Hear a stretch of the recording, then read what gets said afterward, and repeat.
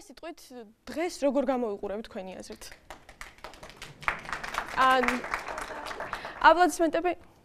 აპლოდისმენტები ალბათ კარგის ნიშანია, ამიტომ მადლობა ამ კომპლიმენტისთვის. რატომღაც, როდესაც მე კარგად გამოვიყურები, ძალიან ნადულად ვიღებ ხოლმე კომპლიმენტს საპირისპირო кейსგან, რომ მე ძალიან ლამაზი ვარ, ან მე კარგად მაცვი, ან რამე ამდაგვარი. მაგრამ, როდესაც მე ცოტა ჭკვიანობას გამოვამჟღავნებ, ეგრევე რაღაც ბოდიშის მოხდით მეუბნებიან, რომ მე ჭკვიანიც ვარ. ეს ძალიან ცუდია ჩემი აზრით, იმიტომ რომ კომპლიმენტი მარტო ლამაზი არ არის. როგორც დაინახეთ, დიახ, მე მოდელი ვარ, მაგრამ არ მივსულ ვარ აქამდე ძალიან ნადვილად. გეტყვით რაღაც მცირეს ჩემი ბავშვობიდან და იმ გზის შესახებ, რომელიც დღემდე, აი ამ ადგილამდე თუნდაც გამოვიარე. მე ვარ წარმოშობით მთიული, ვარ თიანეთიდან, ალბათ ბევრს ხსმენიათ. ეს არის მთიულებით, ხევსურებით და აი ესეთი მაღალმთიანი რეგიონებიდან ჩამოსული ხალხით დასახლებული რაიონი. მათ რა თქმა უნდა აქვთ თავიანთი მენტალობა, რომელიც არის ძალიან მძიმე, ამას ვიტყვი. ძალიან ბევრი წესები, კანონები, რომელსაც არავინ არ უნდა გადაუხვიოს და მე ვარ აი ამ გარემოდან. მე იქ ვიზრდებოდი 7 წელი, 7 წლის განმავლობაში ვცხოვრობდი მათთან ერთად. ვიცხოვრი ამ კანონებით და ალბათ ბავშვისთვის გაცილებით ადვილია, თუმცა რაც უფრო ვიზრდებოდი, ასე კი მემატებოდა ჩემი თუნდაც გონებრივი მოთხოვნილებები რაღაც მეც სითხოვდა, უფრო და უფრო მიჭირდა ამასთან შეგუება და მე დღესაც იქ ძალიან ბევრი მეგობარი მყავს. მათაც გიამბობთ მე ცოტას. მე როდესაც წამოვედი თბილისში, აქ რა თქმა უნდა შესაძლებლობების უფრო დიდი სპექტრია, ასე ვთქვათ, და ერთ დღესაც სკოლაში მოვიდნენ ერთ-ერთ სააგენტოდან და სრულიად შემთხვევით მანამდე ამ თემაზე ნაფიქრი რომ არ მქონდა, მითხრეს რომ მე კარგად გამომივიდოდა მოდელობა და რომ მე უნდა წავსულიყავი და მონაწილეობა მიმეღო სილამაზის კონკურსში. დედა მუშაობდა სკოლაში. და მან რა თქმა უნდა მალევე გაიგო ეს. ნუ მე ვერ გეტყვით, გავბედავდი თუ არა სახლში ამის თქმას. ნამდვილად არ ვიცი. გაიგო მან და რა თქმა უნდა არაერთგვაროვანი რეაქცია იყო ოჯახში, თუმცა მშობლისეული ინსტინქტიც სხვა არის ალბათ, რომ შვილს არ გინდა ხელი შეუშალო წარმატებაში. მან გადაწყდა ჩემს საოჯახო კონსილიუმზე, რომ მე უნდა წავსულიყავი ამ კონკურსზე, ოღონდ ძალიან მკაცრი შეზღუდვებით. მე არ უნდა ჩამეცვა საცურაო კოსტუმი, არ უნდა ჩამეცვა რაღაც ძალიან მოკლე, ძალიან ამოღებული ან რამე ასეთი, საღამოს კაბით შემეძლო გამოსვლა. მე მოვემზადი ამ კონკურსისთვის, რა თქმა უნდა, ყველა დიდ წარმატებას მიწინასწარმეტყველებდა, მაგრამ ჩემთვის ეს იყო ერთი რიგითი კონკურსი, სადაც უბრალოდ ლამაზი კაბით უნდა გამოსულიყავი. ძალიან ბავშვად და ჩვეულებრივად მიხაროდა ეს. მას დაესწრნენ ჩემი მშობლებიც. ჟევის მხრიდან მე დავიმსახურე დიდი მოწონება და რა თქმა უნდა ვიყავი 14 წლის და ყველა მიდიოდა ჩემს მშობლებთან და ეუბნებოდა, რომ ეს ბავშვი გაგვეტანეთ, ჩვენ აქ ამას ვასწავლით, აქ ასე გადავიღებთ. მოულოდნელი იყო ეს მათთვის. არ იცოდნენ რა უნდა ეკნათ. ერთი მხრივ იყო დილემა, რომ ჩვენი გარემოდან, სადაც მოდელობა სულ ცოტა ხნის წინ ეს პროფესიად შესული, სულ ცოტა ხნის წინ იყო და ძალიან ძნელი იყო მისი მიღება, როგორც ჩვეულებრივი პროფესიის. რა თქმა უნდა, სხვადასხვა მოსაზრება არსებობდა ამ პროფესიასთან დაკავშირებით და შენი შვილი გაუშვა იქ, სადაც ზუსტად არ იცი რა ხდება. შენ გარემოში გეუბნებიან, რომ იქ ცუდი გოგოები და ასეთი გაფუჭებული გოგოები მოღვაწეობენ და ვაიმე იქნებ შვილის გაგიფუჭდეს, მე რას იზამ, ხო? თუმცა დაარწმუნეს ჩემი მშობლები, ჩემმა ხელმძღვანელობამ, დღევანდელმა და ნუ მაშინაც, რომ ცუდი არაფერი იყო იმაში, თუ კი მე ვისწავლიდი პოდიუმზე სიარულს ან ფოტოპოზირებას, ან რამე ამდაგვარს. მე აღმოჩნდი სააგენტოში აქედან. შემდეგ იყო რა თქმა უნდა ის სწავლის რთული პერიოდი. ძალიან ბევრს გონია, რომ ეს არის ადვილი გახვალ, ჩვეულებრივად სწორ ხაზზე გაივლი, ხო? ალბათ ადვილი გონიათ, მაგრამ ძალიან ძნელია. თან როცა 12 სანტიმეტრი გაშორებს იმ ზედაპირთან და აი ამ ხელა მანძილით გახარ, ძალიან ძნელია. ალბათ ისიც გონიათ, რომ 6-7 საათიანი ფოტოპოზირება ესეც ადვილია და უბრალოდ ლამაზი პოზები უნდა მიიღო, მაგრამ ამ 6-7 საათიანი მუშაობის მერე ჩვენ აი ეს სამი სურათი შევარჩიეთ. ზუსტად, რომელსაც თქვენ ახლა უყურებთ და ეს არის 7 საათის ნამუშევარი და ყველა ასე შრომობს. მე მქონდა ფოტოსესიები, მქონდა ჩვენებები და ერთ კონკურსზეც აღმოჩნდა ისე, რომ მე უნდა გამოსულიყავი საცურაო კოსტიუმით. ეს როგორ უნდა მეთქვა სახში არ ვიცოდი. ძალიან მინდოდა ამ კონკურსზე გამოსვლა და არ ვთქვი ოჯახში, ვთქვი რომ ჩვეულებრივად ისევ გამოვიდოდი საღამოს კაბით. ჩემმა იცოდნენ რომ ან კონკურსის რეპეტიციას იღებდა კამერა და გაიშვათ ტელევიზიით. მე ძალიან ვეცადე რომ კამერაში არ გამოჩენილიყავი, მაგრამ საერთოდ ესეთი რაღაცები ყოველთვის პირიქით ხდება, ანუ რა თქმა უნდა მე ვჩანდი პირდაპირ ეთერში. რა თქმა უნდა, ზუსტად იმ დროს აღმოჩნდა, ჩემი ყველა ნათესავი, ყველა მეგობარი და ყველა ახლობელი ტელევიზორთან და რა თქმა უნდა, ამას მოყვა დიდი აჟიოტაჟი. მე სახში მისვლა ხო მივედი, ველოდები როდის მოვა დედა, დედას ცოტა ისეთი რეაქცია, მაინც დედის გული ალბათ. მოვიდა მამა და იქ დაიწყო. ვერაფრით ვერ გაიგეს, მე ესეთი ჭკვიანი და ამჯერი და ესეთი გოგო, რატო გადავწყვიტე, რომ ჩემით უნდა გამოსულიყავი საცურაო კოსტიუმით კონკურსზე. რატომ არ ვთქვი ეს სახში, რატომ არ ვთქვი კონკურსზე უარი და საერთოდ რატო შევარცხვინე ოჯახი. მე ცადი ამეხსნა, მაგრამ 15 წლის ბავშვმა ალბათ დამაჯერებელი არგუმენტები მოუყვანო მამას, რომელსაც ეს ძალიან ასე აქვს ჩადებული თავში, ცოტა ძნელია. აქ ძალიან დამეხმარა დედა.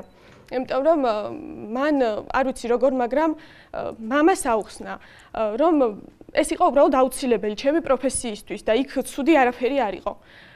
ასე მოხდა მიღება იმის, რომ მე შემეძლო საცურაო კოსტიუმით გამოსულიყავი, ანუ მე მივიღე ოჯახის მხარდაჭერა. ეს იყო ძალიან მნიშვნელოვანი ნაბიჯი ჩემს პროფესიაში, იმიტომ რომ გასაგებია რომ გარემო ლაპარაკობს სხვანაირად, გასაგებია რომ ეს სოფელში რომ ჩავედი, იქ მიყურებენ როგორც უცხო ჯიშის ცხოველს, ეს მოდელია. ხო, როდესაც გაივლი და ასე რომ გიყურებენ შორიდან ჩურჩულებენ რაღაც და ზუსტად იცი რაზე ჩურჩულებენ და უკვე ყურადღება არ უნდა მიაქციო, მეტი რა გზაა. როდესაც ბებო ამბობს ბოდიშის მოხდით, რომ იცით რა, მან უბრალოდ კულისებში გადაცმის დროს გაიხადა, ეს გადაიღეს და გამოუქვეყნეს, თორე ისი არ გამოსულა და ასე უხსნის გარშემო მყოფებს ყველას ამას. ხო, ძალიან სასაცილოა ახლა მეცინება, მაგრამ მაშინ ძალიან მძიმე იყო.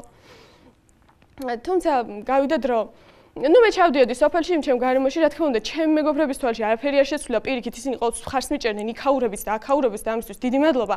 ასევე ჩემი ოჯახი, რომელიც ყოველთვის ჩემს ზურგს უკან იდგა და ეს ალბათ არ ვიცი, ძალიან დიდი ნდობის შედეგია. ანუ ისინი ყოველთვის მიჭერდნენ ხარს და დღემდე მათი მხარდაჭერით მოვდივარ და დღემდე აქ ვდგავარ, სწორედ მათი მხარდაჭერის წყალობით, მაგრამ ამ მხარდაჭერის მოპოვება იყო ძალიან ძნელი. აქამდე მე მიყვანა მე გამბედაობამ ალბათ, რო არ გამებედა და ის საცურაო კოსტიუმით არ გამოსულიყავი, ხო, ისინი ხო ვერასდროს შეეგუებოდნენ ამას. პრინციპულობამ, იმიტომ რომ მე გადავწყვიტე პრინციპულად, რომ გამომივიდოდა ეს საქმე და დღეს მე გამომივიდა. და დიდმა შრომამ კიდე რა თქმა უნდა. იქ არიან ჩემი მეგობრები, მე წამოვედი იმ გარემოდან, გავიარე ეს მანძილი, დღეს ჩემი ლამაზი ფოტოები აქ არის, ყველა უყურებს, მე აქ ვდგავარ, აქედან ვსაუბრობ, მაგრამ იქ არიან ადამიანები, რომლებმაც ეს ვერ შეძლეს. ალბათ მამა მეტად განათლებულია, დედაც და მათი შეგნებულობა ამან გამოიწვია. იქ სრული საშუალო განათლება არის ჯერ კიდევ ფუფუნება. ამიტომ მეტად აქვს ჩაბეჭდილი ეს სტერეოტიპები და კლიშეები და ამებით მეტად ხელმძღვანელობენ. მე ვიცნობ ოჯახს, სადაც არის 5 გოგო და 1 ვაჟიშვილი. გოგონები არიან აბსოლუტურად უგულებელყოფილნი ოჯახში, მათი უფლებები და მათი პიროვნება. მე რაც შევძელი, ალბათ იმის ნახევარსაც ვერ მოახერხებენ, იმიტომ რომ მათთვის სრული საშუალო განათლების უფლებაც კი არ მიუციათ. ოჯახიდან, ვამბობ ოჯახიდან ეს და არა რაღაც სხვა ფაქტორებიდან გამომდინარე. იქ რატომღაც ასეა მიღებული, რომ გოგოს დიპლომი რა თუნდა, მაინც ხო უნდა გათხოვდეს. კიდევ იქ გოგონებს ეუბნებიან, რომ თავარია იცოდეს საჭმლის კარგად მომზადებად, რომ ქმარმა არ გამოაგდოს სახლიდან. და ეს ძალიან მძიმე პირობებს უქმნით.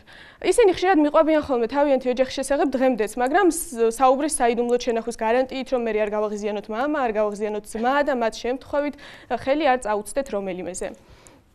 მე საიდუმლოდ ვინახავ, რამე გზა მაქვს, სულაც არ მინდა რომ მათ რამე დაუშაო, თუმცა ეს ამბავი დღემდე მაწუხებს. ეს არ ხდება მარტო იქ. იმიტომ რომ აქ ჩვენს გვერდზე ძალიან ბევრჯერ წავაწყდი ისეთ ფაქტს, ჩემ მიმართაც, იმიტომ რომ მე ვსწავლობ ფიზიკურზე, ფიზიკის ფაკულტეტზე, ეს კიდევ ცალკე შეუსაბამოა ალბათ მოდელი და ფიზიკოსი ერთად როგორ, ამასაც ვაწყდები ხოლმე, მაგრამ არის ასე. და ვართ 60 სტუდენტი და 10 გოგონა და 50 ვაჟი. ფიზიკის სფეროში აბსოლუტურად დომინიონობს საწინააღმდეგო სქესი ახლა. ვერც ერთი ვერ დამისახელებთ გამოჩენილ ფიზიკოს ქალს, მაგრამ თავისუფლად დამისახელებთ გამოჩენილ ფიზიკოს მამაკაცებს, ხო? ამიტომ მე ძალიან მიჭირს, რომ ჩემი სათქმელი ვთქვა ამ სფეროში. სადაც მეუნებიან, რომ შენ არ გამოგივა გოგო ხარ, ბიჭის ტვინი უნდა, ან უფრო უკეთესი გოგო ვარ და რაღაც დეკორატიული მიზნისთვის გამოვდგები. ხო, ეს მიუღებელია ჩემთვის დღემდე. მე ჩემს მეგობრებთან ხშირად ვკამათობ ხოლმე ამ თემაზე და თუ ჩემ მათი აზრით რაღაც ფემინისტურ შეხედულებაზე არ მივიღე ირონიული ღიმილი, საუბარი ასე მიდის. არა, მაგრამ რა თქმა უნდა, შენ მართალი ხარ. ძალადობა ეს დანაშაულია. მე ისე მიხარია, რომ საღადმოაზროვნე ადამიანს დავაწყდი, მაგრამ ასე არ ცელებენ. მაგრამ ეს დამოუკიდებლობა, აზროვნება, ეს ყველაფერი ქალებს არ უნდათ. ქალების 80%-ს ამის სურვილი არ აქვს.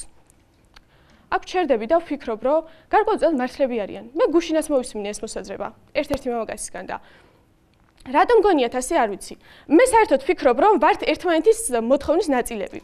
მე თუ კი ჩემ გვერდზე მინდა ძლიერი, გამართული და მყარად ფეხზე მდგომი მამაკაცი, ის აუცილებლად ეცდება მე რომ მოვეწონები, რომ აი ასეთი იყოს, რომ ჩემ გვერდზე დადგეს. თუ კი ასეთივე მოთხოვნები ექნებათ მამაკაცებსაც, რა თქმა უნდა, რომ ჩვენც გავხდებით ასეთები და მარტო იმის თქმა, რომ იცი რა, შენ სისუსტე მოგწონს, გამოსავალი სულაც არ არის. უბრალოდ მე მგონია, რომ უნდა ვცადოთ და ერთმანეთს ვაიძულოთ აზროვნება და არავითარი ფიზიკური დახმარება.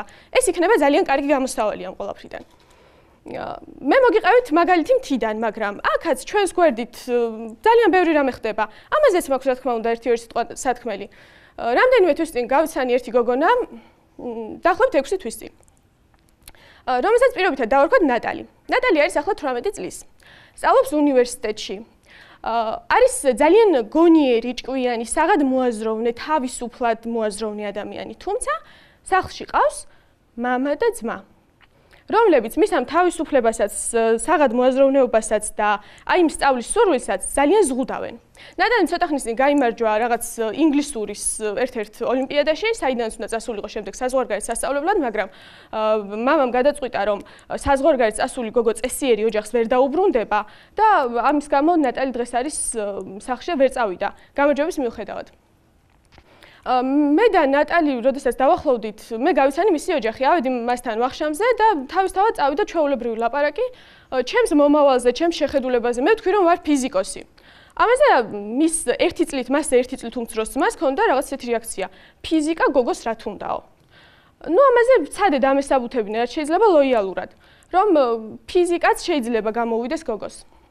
კიდევ წამოვედით და ვისაუბრე, რა თქმა უნდა, ქალთა დამოუკიდებლობაზე, იმიტომ რომ ეს საკითხი მაწუხებს. ვისაუბრე ასევე იმაზეც, რომ მე ვარ მოდელი და რომ მინდა ეს კარიერა გავაგრძელო. ნუ ჩემს მოდელობაზე იყო ასეთი რეაქცია, რომ დარწმუნებული ხარ, რომ გათხოვება გაგიადვილდებაო, აი ამ მოდელსო? სახტად დავრჩი. რა შუაშია გათხოვებასთან ეს ჩემი პროფესია. კიდევ იყო ასეთი ფაქტი, რომ რატომ უნდა კონდეს ნუ რა თქმა უნდა ქალთა დამოუკიდებლობაზე მასთან მქონდა ძალიან ესეთი მწვავე კონფლიქტი, შემდეგ გაბრაზდა, რაღაც განერვიულდა, რაღაც ღრიალი თუ ეგეთი რაღაც სცადა და მე სცადე სიტუაციის განეიტრალება, ნუ უჩვეულოდ წამოვედი იქიდან. მას შემდეგ ნატალის შემდგომ აღარ მოუწერია, ჩვენ კონტაქტი აღარ გვაქვს და სოციალურ ქსელში დამხვდა შეტყობინება, რომ ჩვენ უნდა დავშორებოდით ერთმანეთს და ვეღარ ვიკონტაქტებდით. მიუხედავად იმისა, რომ მე ის ძალიან მიყვარს და დაწუნებული ვარ მასაც. ალბათ ყოველთვის ნაცნობია ეს განცდა ვიღაც ძალიან ახლობელს რო იპოვიდა, გასაშვებად არ გემეტება. ალბათ წარმოიდგინეთ რა მდგომარეობაში ჩავარდით. ეს ყველაფერი იმის გამო, რომ მე და მის ძმას მოგვივიდა კონფლიქტი. მისი ძმა დღეს თulis, რომ მე მასზე ვახდენ ცუდზე გავლენას, რომ მას რო საზღვარგარეთ წასულმა უნდა ეგ არის ჩემი ბრალი და საერთოდ ამ დამოუკიდებლობაზე და ეგ სისულელეებზე, რაც გოგო არ უნდა ფიქრობდეს, მას ჩემ გამო აქვს ეს აზრები და ჩემგან იცავს თავის დას. მისი გადმოსახედიდან ეს სიმართლეა. მე დღეს არ ვიცი რა უნდა ვქნა. დავკარგე მეგობარი, ვუყურებ კიდევ ადამიანებს, რომლებიც ასევე ჩემი მეგობრები არიან, ჩემს სოფელში, რომლებიც საკუთარი თავის რეალიზებას მინიმალურ დონეზეც ვერ ახერხებენ და რა თქმა უნდა მიხარია, რომ მე იქიდან აი აქ ვდგავარ. ვიცნობ ასეთ ადამიანებს, მაგრამ მაინც ასე ვარ. ვერ გეტყვით ზუსტად რა მომიყვანა აქამდე. როგორ გამოვერიდე იმ გარემოს, ან როგორ არ აღმოვჩნდი ნატალის მდგომარეობაში. მართალია არ მყავს ძმა, მაგრამ მყავს მამა, მყავს ბიძაშვილები. ძალიან დიდი მადლობა ღმერთს, რომ ისინი ფიქრობენ მათგან განსხვავებულად. ვფიქრობ, ეს იყო დამსახურება, პრინციპულობის დამსახურება, მონდომების, შრომის და კიდევ იმ დობის, რომელიც მე ალბათ თავის დროზე ოჯახიდან გარკვეულწილად დავიმსახურე. მადლობა ყურადღებისთვის. მოგესალმებით, მე ვარ მარიამ ალბექიონი, მოდელი ფიზიკოსი ან ფიზიკოსი მოდელი, თქვენ როგორც გინდათ. უბრალოდ რაც თავარია, მე შემიძლია ჩემი მიზნისთვის ბრძოლა.